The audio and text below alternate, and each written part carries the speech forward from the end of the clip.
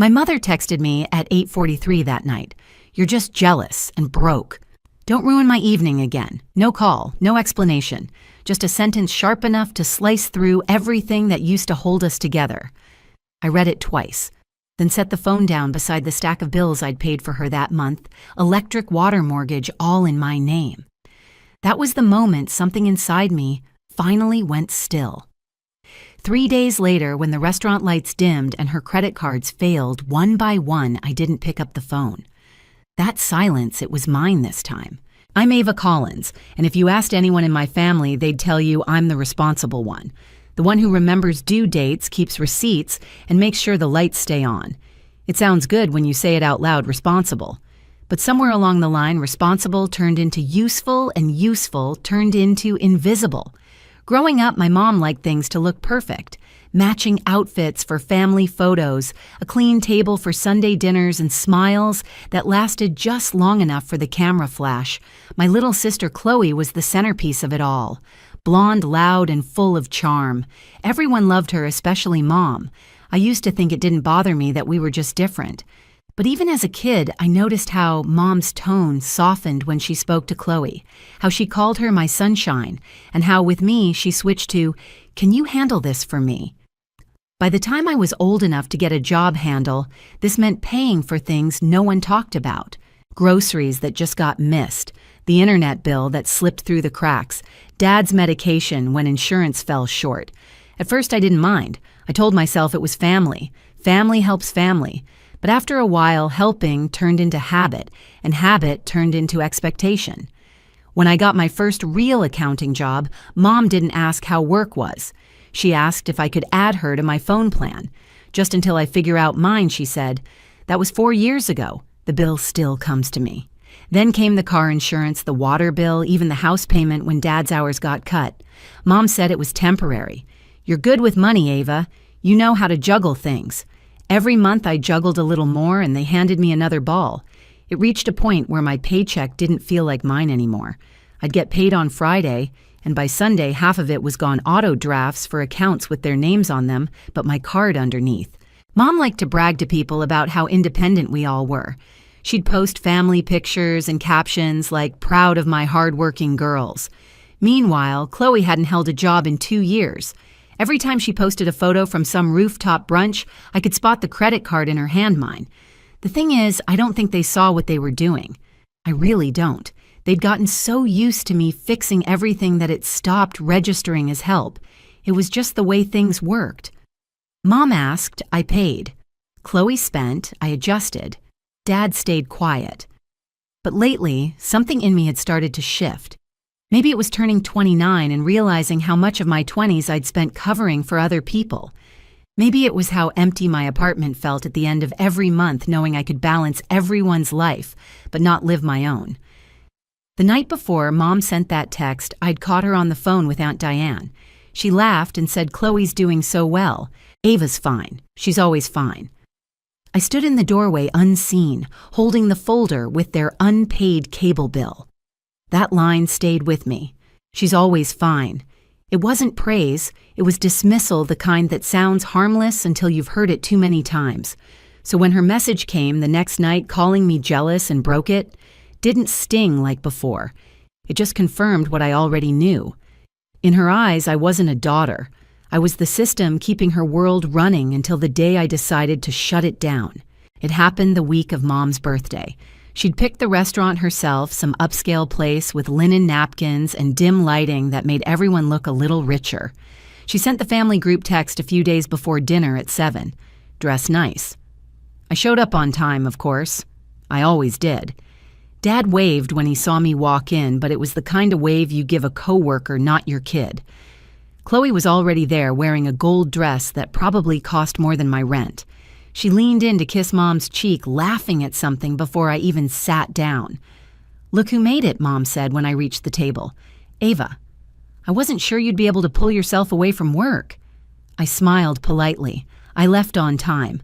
The waiter brought menus. Mom didn't look at hers. She'd already decided what everyone would eat. She always did. The wine came next, and the small talk started. Vacations, Chloe's new boyfriend, a neighbor's renovation. the usual performance. Then the bill arrived. That's when it always got awkward. The waiter placed the black folder neatly at the edge of the table. No one reached for it right away. Mom glanced at me, then at Chloe. So she said, swirling her wine, "Who's covering this year?" There was a pause, the kind that makes your stomach tighten. I said quietly, "I can if you need me to, but maybe someone else can take it this time." The table went still. Chloe laughed sharp and loud. You can barely afford that salad you ordered." Mom chuckled, not even looking up. "Not you, honey, you're broke." It landed like a slap. The waiter was still standing there. A couple at the next table turned their heads. My face burned, but I stayed quiet. Chloe leaned forward, smiling the way people do when they know they've drawn blood. "Don't be so serious, Ava. You're always jealous when things aren't about you." Dad cleared his throat, but Mom was still talking, telling the waiter to put it all on the usual card. My card, the one tied to their account. I watched him swipe it, knowing the charge would hit my phone within minutes. No one said thank you. They just went back to talking, and I realized this was never going to stop.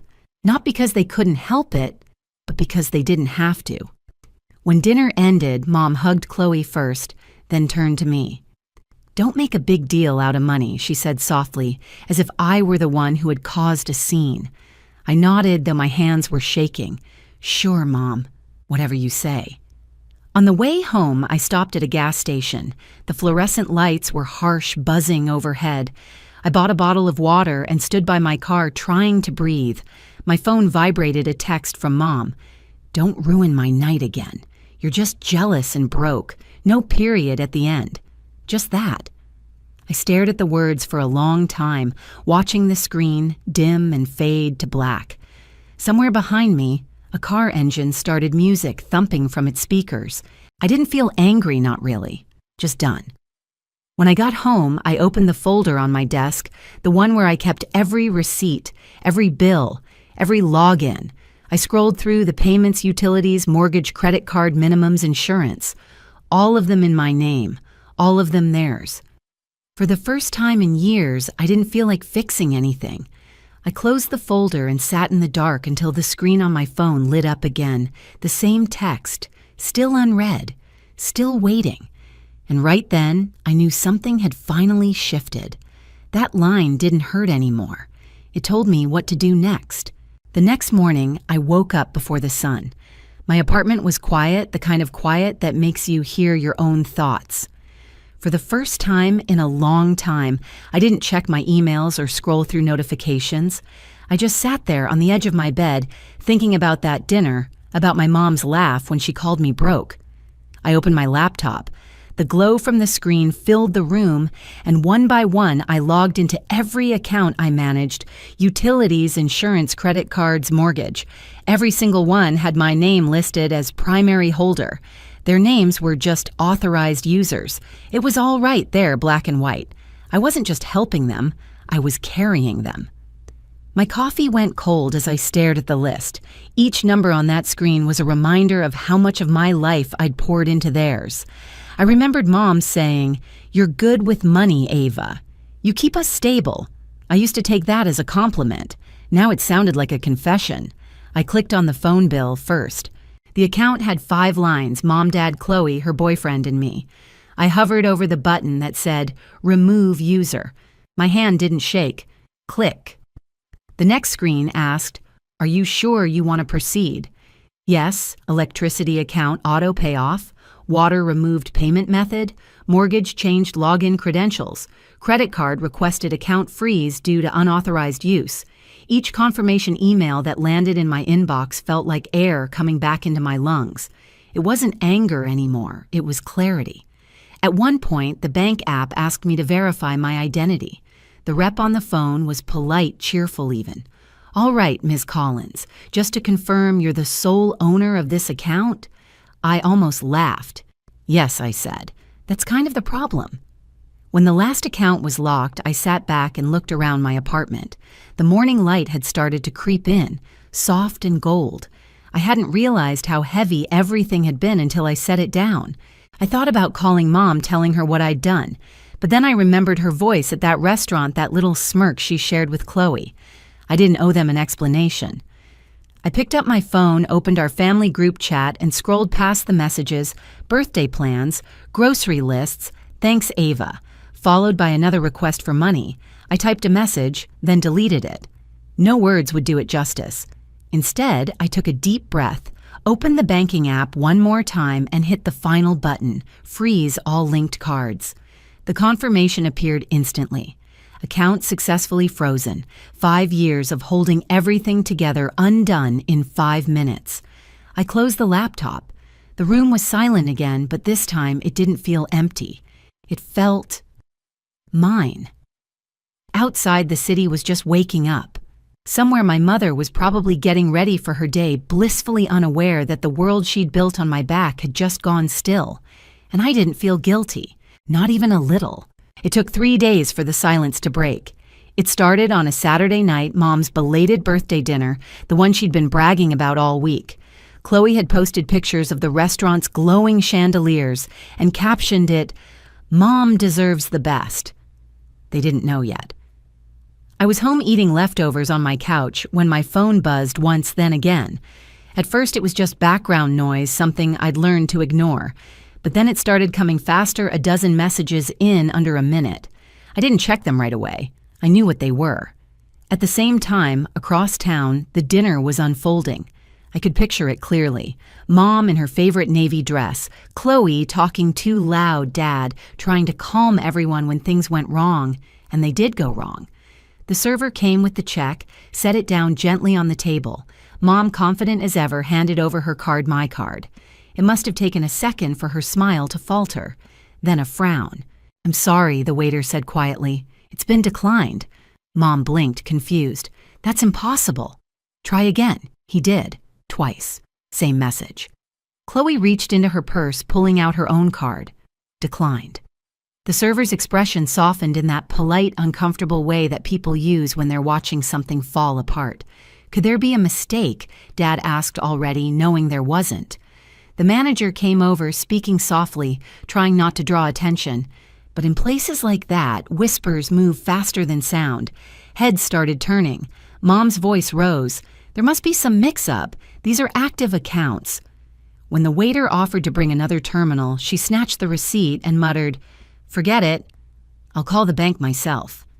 That was probably when she saw the notification on her phone. Account temporarily frozen by primary holder. Primary holder. Me. By the time they left the restaurant, my phone was lighting up nonstop. Calls, texts, voicemail stacking one after another. "Ava, something's wrong with the cards. Call me right now. Did you change something?" Answer the phone. 92 missed calls. I let it ring. I washed my dishes slowly, the sound of water running over ceramic mixing with the faint buzz of my phone. I wiped the counter, made tea, and sat by the window. From my apartment, I could see the streetlights, flickering cars, passing people laughing outside bars. The world kept moving. Another voicemail came in. Mom's voice this time trembling, but still trying to sound in control. "Ava, I don't know what's going on, but all the cards are frozen. The mortgage payment bounced. The utilities, too. You need to fix this. This isn't funny." There was a pause, a shaky breath. "Please call me back." I didn't. Instead, I opened my bank app and checked the balances, everything exactly where it should be. No one could touch it now. A few hours later, Chloe texted me directly. "You've gone too far. You're making Mom look stupid." I stared at the screen and typed, "She did that herself," then deleted it. No point. Around midnight, Dad finally tried. His message was shorter. "Your mother's upset. We'll figure this out tomorrow." Tomorrow. That was always the answer. Tomorrow, they'd fix it. Tomorrow, they'd start caring. Tomorrow, I'd go back to being the one who solved everything. But there wouldn't be a tomorrow like that anymore. I turned my phone face down and sat there in the dim light of my kitchen. The kettle clicked softly as it cooled. For the first time, I didn't feel anxious waiting for their calls. I felt calm. Somewhere across the city, the house would be quiet now. No TV humming, no lights glowing. Bills would pile up and the system that kept their world spinning would finally stop. Mom once said I'd never understand what power really was. She was right. I hadn't until now. By Sunday morning, the calls had stopped. I woke up to sunlight spilling across the floor and a phone full of unread messages. I didn't open them. The quiet felt heavy at first, then strangely peaceful, like a room after the music's been turned off and your ears are still adjusting. I made coffee, sat at my small kitchen table, and scrolled through my own accounts. The numbers looked simple for once, just mine. Rent, groceries, gas, no extra names, no shared bills, no guilt. It felt almost unreal seeing my life reduced to what actually belonged to me. A voicemail popped up from Mom. I pressed play. Ava, we didn't realize how much you handled. The bank said only you can unlock the accounts. Can we please talk? We just need to pay a few things. Call me okay. Her voice cracked near the end, that familiar mix of command and desperation. I let it play twice, then deleted it. No anger, no satisfaction, just calm. Later, I went for a walk around the block. The air was cool, the kind of spring air that smells faintly of rain and new leaves. A couple walked by holding hands, laughing. A kid on a bike nearly ran into me and his mom apologized over her shoulder. I smiled and said it was fine, and I meant it. Back at my apartment, I sat by the window again, same spot as the night before. The city hummed outside, a low, steady sound that reminded me I wasn't alone, even if I felt that way sometimes. I thought about everything, the dinners, the jokes, the endless payments. The way Mom used to pat my hand and say, "You're good with money, you'll figure it out." She wasn't wrong. I did figure it out, just not the way she expected. The truth is, I didn't freeze the accounts to punish them. I did it to free myself, to finally stop proving my worth in dollars and receipts. My phone buzzed once more, another message from Mom. "We'll figure it out," she wrote this time. "I'm proud of you, even if you don't believe it." I stared at it for a moment, then locked the screen. Some doors don't need to be slammed to close. I poured another cup of coffee and looked out at the city. The light hit the buildings in that soft golden way that makes everything look cleaner, newer. They called me jealous and broke, but I'm neither. I'm just done paying the price for their comfort and finally at peace with the silence that followed. If this story hit close to home, tell me in the comments, have you ever had to draw a line with your own family? Your story matters here. And don't forget to like, share, and subscribe so you won't miss the next one.